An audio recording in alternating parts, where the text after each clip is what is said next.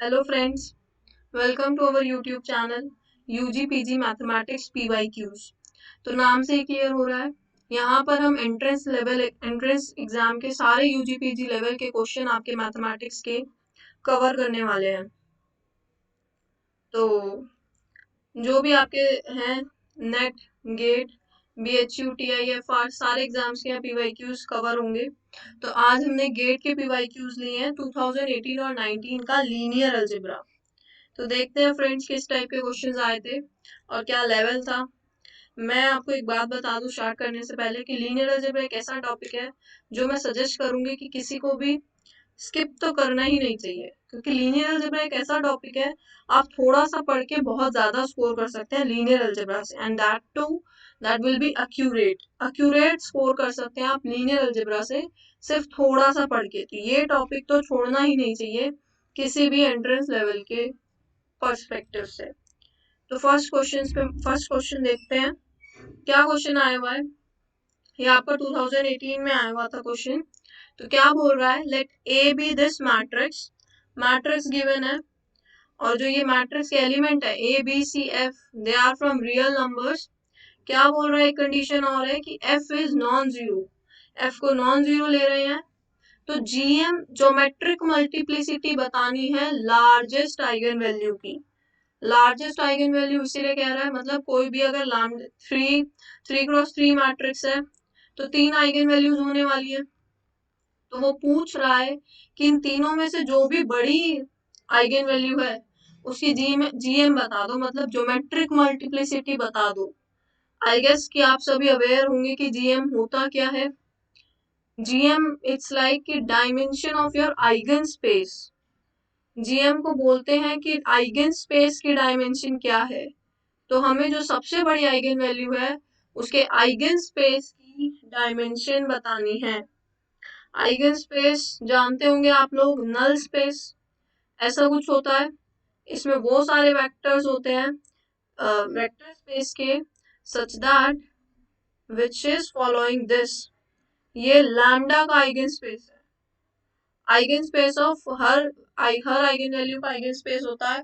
तो ये lambda eigen value का आइगन स्पेस ऐसे डिफाइन होता है। तो हमें यहाँ पर सबसे बड़ी आइगन वैल्यू देख लेते हैं पहले।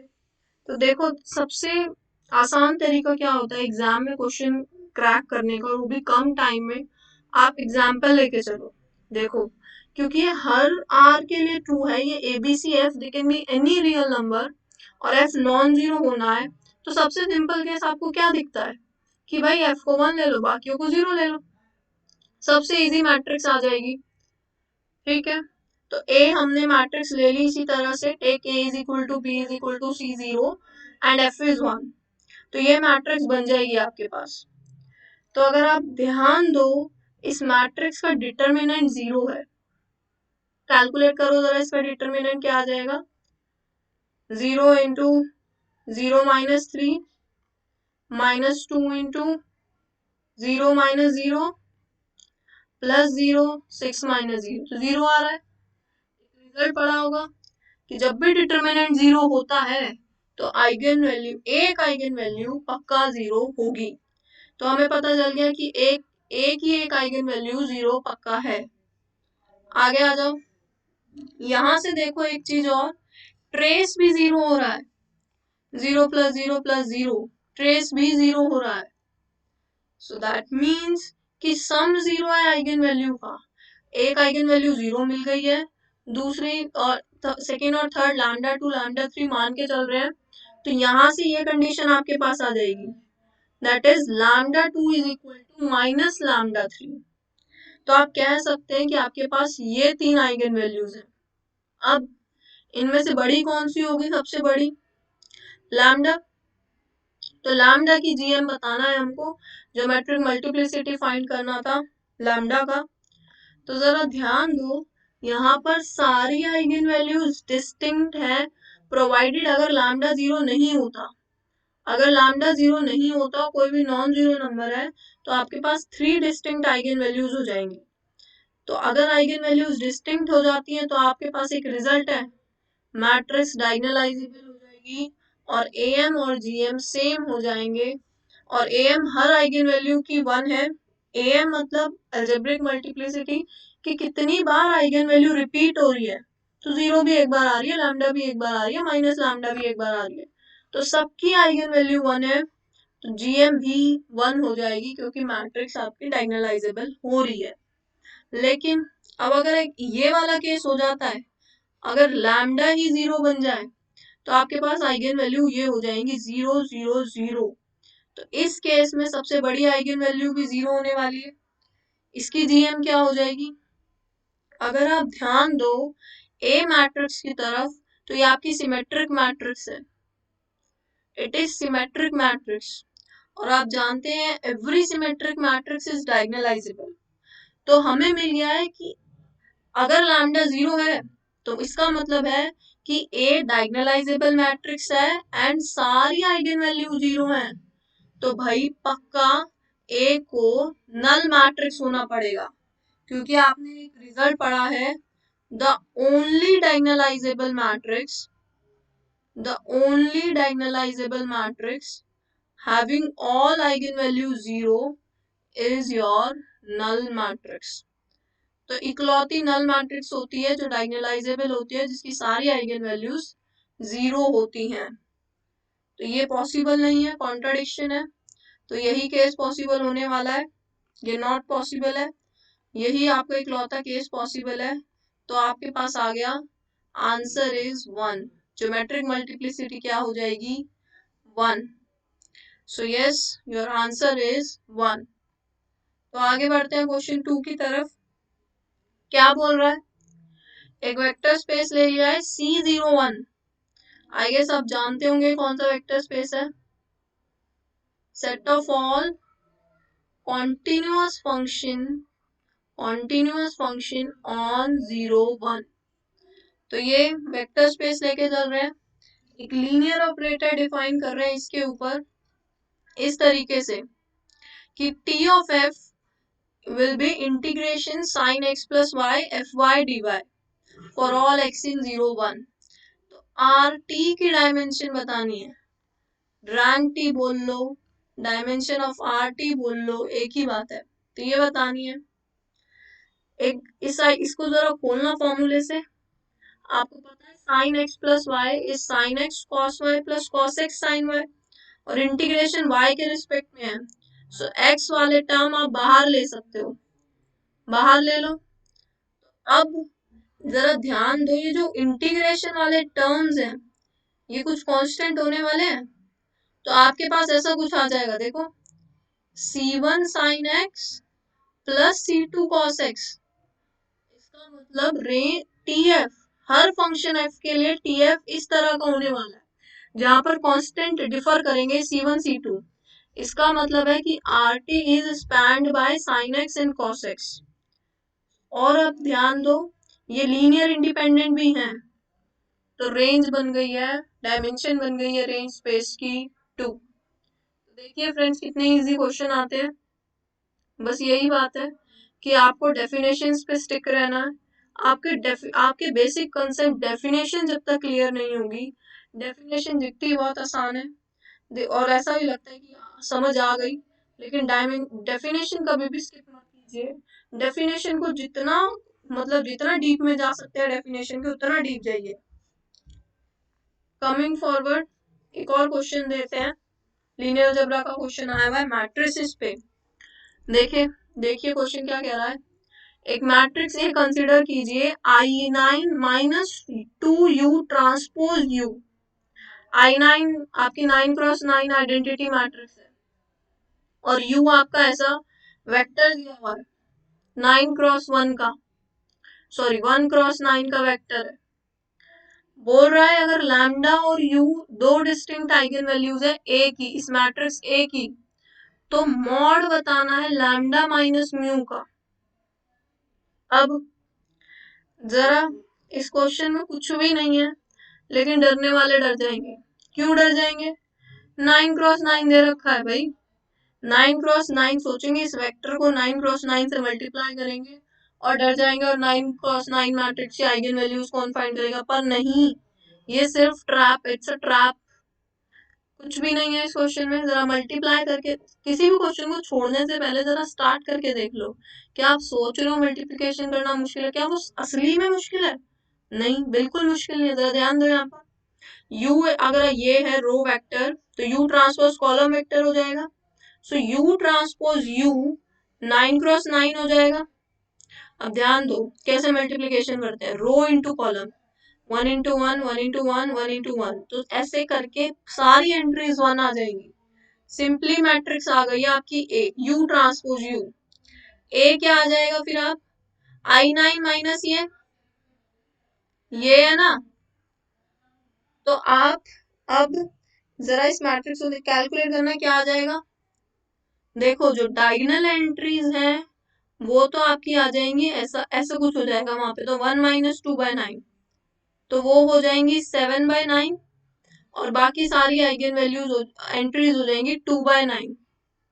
ऐसा कुछ होने वाला है, और लेकिन हमें उसकी जरूरत ही नहीं है, उससे भी इजी काम हो रहा है। देखो जरा यहाँ इस आइडेंटिटी मैट्रिक्स की आइगन वैल्यूज क्या है आपके पास, 1 1 1, और इसकी आइगन वैल्यूज अगर आप जानते हो एक रिजल्ट, हमारे पास एक रिजल्ट होता था ये C इस तरह की कोई भी मैट्रिक्स होती है, इस तरह जिसकी सारी एंट्रीज सेम होती हैं, इसकी आइगन वैल्यू सारी आइगन वैल्यू 0 होती है एक्सेप्ट 1, सारी आइगन वैल्यू 0 होती है और एक होती है इसका ट्रेस। तो 0 0 3 C इसकी आइगन वैल्यूज होती हैं, ये 3x3 में बात कर रहे हैं, तो यहाँ 9x9 है, तो इसकी आइगन वैल्यू सारी 0 0 हो जाएंगी, और एक हो जाएगी 9 into 2/9, एक आइगन वैल्यू 2 हो जाएगी और बाकी सारी 0 हो जाएंगी। अब ए मैट्रिक्स की आइगन वैल्यू कैसे आ जाएंगी, 1 minus 0 1 minus 0 1 minus 0 and 1 minus 2, तो -1 1 1 1, ये आइगन वैल्यूज आ गई है ए की। अब लैम्डा माइनस यू कैलकुलेट कर लो, दो डिस्टिंक्ट आइगन वैल्यूज ले लो, एक -1 है डिस्टिंक्ट और एक 1, कैलकुलेट कर लो इनका mod, that is going to be your 2, तो 2 आंसर है। और देखिए ये मेरे हिसाब से क्वेश्चन 3 मिनट्स का क्वेश्चन था, ये मैं आपको यहाँ समझा रही हूँ तो इतना टाइम लग रहा है, पर इस क्वेश्चन में इतना भी टाइम नहीं लगना था। तो जिस क्वेश्चन को आप छोड़ने जा रहे थे, ये 2 मार्क्स का क्वेश्चन था, आपका 3 मिनट्स में काम हो गया। सो वाई टू स्किप। ध्यान से क्वेश्चन को, क्वेश्चन का सिलेक्शन ही इंपॉर्टेंट होता है किसी भी एग्जाम में। आगे एक क्वेश्चन दिया हुआ है, डिफाइन द लीनियर ट्रांसफॉर्मेशन, ऐसे एक लीनियर ट्रांसफॉर्मेशन डिफाइन कर रहे हैं M2R to M2R। M2R आपको पता है set of all 2x2 matrices over R। तो कैसे डिफाइन कर रहे हैं देखो जरा,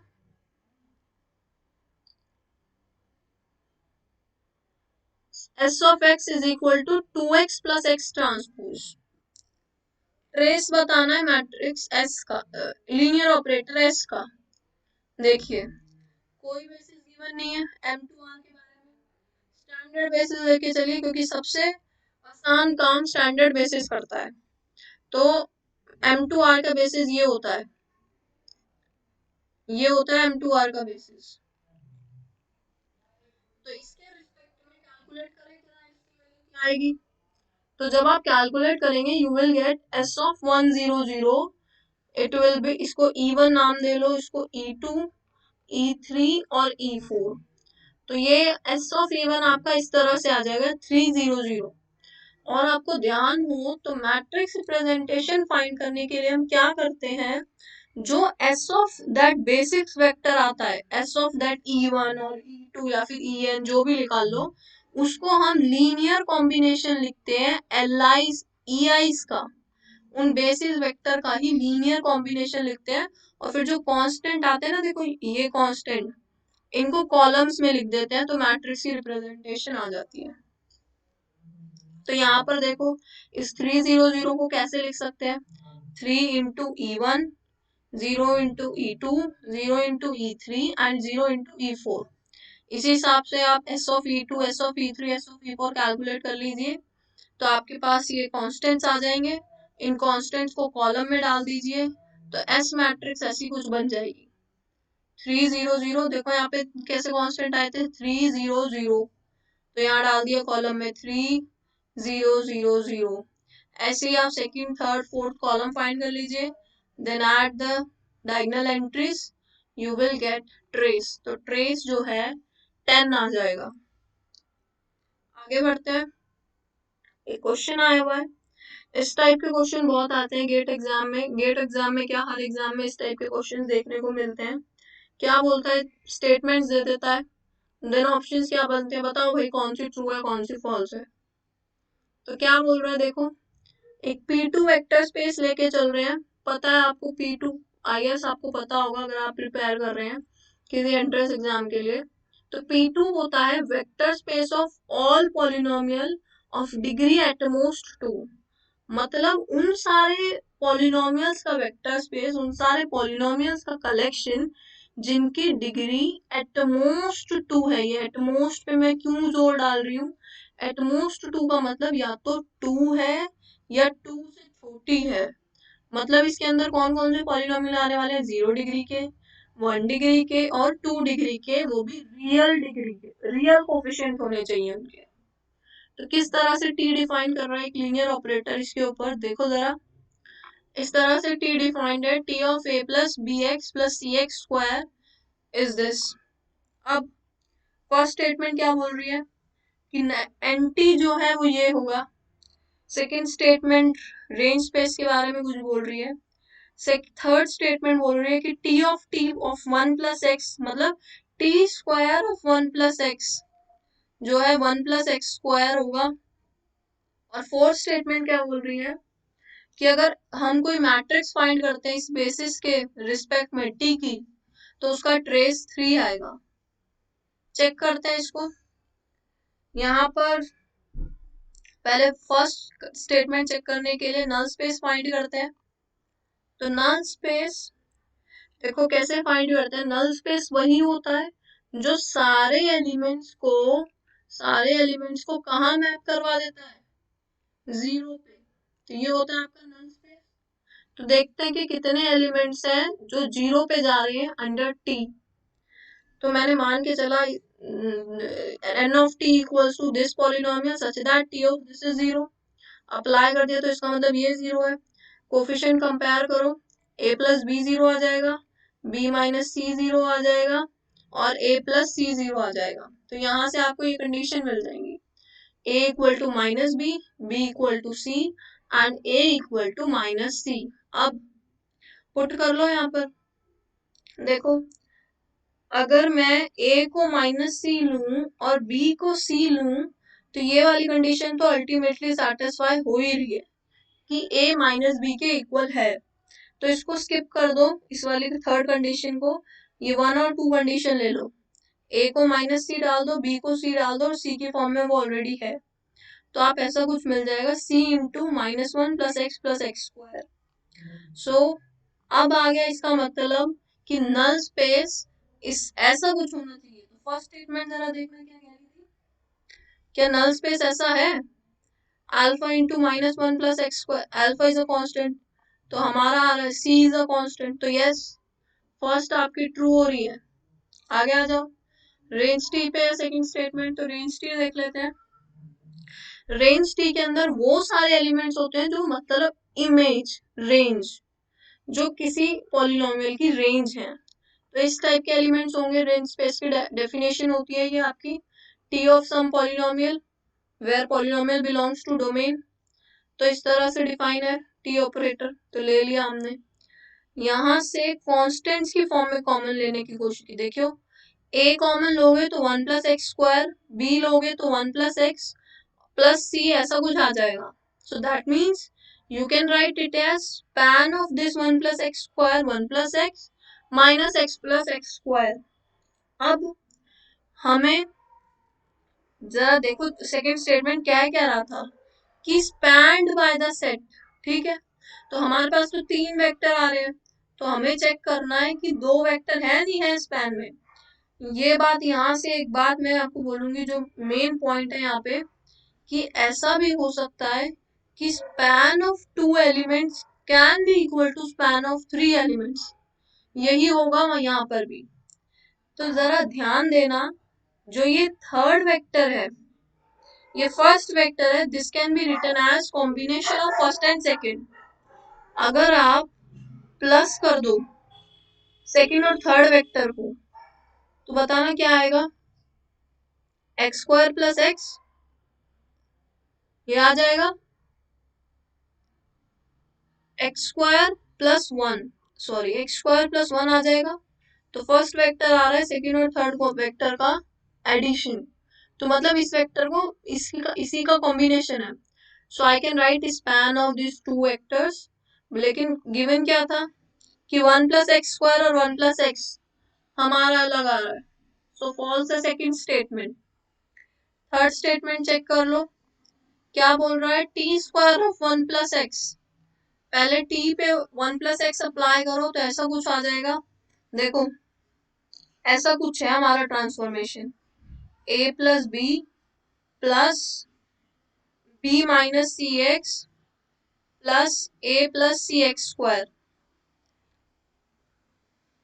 चेक देखो, ए यहाँ पर है वन, बी है वन और सी है जीरो, तो एक बार अप्लाई करोगे तो ये आ जाएगा, सेकेंड टाइम अप्लाई करोगे तो ये आ जाएगा। तो ये जो थर्ड स्टेटमेंट है ये भी ट्रू नहीं हो रही। अब फोर्थ स्टेटमेंट, ये बहुत आसानी से आप वेरीफाई कर सकते हो, टी ऑफ वन निकालो, T of beta, T of x निकालो, टी ऑफ एक्स स्क्वायर निकालो और चेक करो उनका ट्रेस क्या थ्री आता है या नहीं। This I am giving you N homework, जरा चेक करना कि फोर्थ कंडीशन ट्रू है या फॉल्स है, और कमेंट बॉक्स में इसका आंसर बताना। तो एक और क्वेश्चन है, एक और क्वेश्चन ये आपको 2019 में आया हुआ है। क्या बोल रहा है ये question, consider the inner product space P2 of all polynomials. तो वही वही वाला वेक्टर स्पेस लेके चल रहे हैं P2, ये इनर प्रोडक्ट स्पेस भी होता है इसलिए इनर प्रोडक्ट स्पेस बोल रहे हैं। एटमू वही, ठीक है, ओवर आर लेके चल रहे हैं। इनर प्रोडक्ट ऐसे डिफाइन किया है, that is inner product of F and G is integration running from 0 to 1 F T G T, ठीक है। ये ऑर्थोगोनल सेट है F naught F one F two, बोल रहा है अगर कोई ऑर्थोगोनल सेट है P2 में जहां पर एफ नॉट आपका वन गिवन है, F one T plus C one given है, और एफ टू जो है T square plus C two plus F one plus C three given है, तो चेक करना है, क्या चेक करना है, ये वैल्यू बतानी है। अब यहाँ पर इस क्वेश्चन में जो की वर्ड था वो था ऑर्थोगोनल, ये ऑर्थोगोनल ही पूरा आंसर देने वाला है यहाँ पर। तो इसको देखते हैं, इस क्वेश्चन में कि C1, C2, C3 की वैल्यू क्या आ रही है। देखो ऑर्थोगोनल का क्या मतलब होता है कि आपका वेक्टर्स का इनर प्रोडक्ट, हर वेक्टर का इनर प्रोडक्ट जीरो होने वाला है। किसी भी दो वेक्टर का आप इनर प्रोडक्ट ले लो वो आपका जीरो होने वाला है, ऐसा कुछ। F naught F one calculate करो जरा, 0 to 1 F naught T F one T D T, F one one given था, एफ वन टी क्या गिवन है, T plus C one D T, क्या आ जाएगा ये, T plus C one D T का इंटीग्रेशन, ये आ जाएगा T square by two, C one T 0 to 1, तो 1/2 plus C one minus zero, तो ये आ जाएगा, ये क्या होना चाहिए, जीरो। कंपेयर कर लो, तो C1 plus 1/2 equal to zero, you will get C1 equals to minus 1/2। इसी तरह से आप C2 और C3 कैलकुलेट कर सकते हैं ये दोनों कंडीशंस यूज करके। तो C2 और C3, it's like I am giving you homework, please find the values and please comment in the comment box so that I come to know कि आप लोग समझ पा रहे हैं या नहीं। नेक्स्ट वीडियो के लिए सजेशन दीजिए आप लोग कि आप लोग किस पे चाहते हैं कि मैं किस एग्जाम पे वीडियो बनाऊं, whether it is TIFR or NBHM or CSIR or CMI exam, whatever you want, just please comment down। देखिए वीडियो बनाने में बहुत मेहनत लगती है, so please like and share the video and please subscribe my YouTube channel for more coming videos. Thank you for watching the video.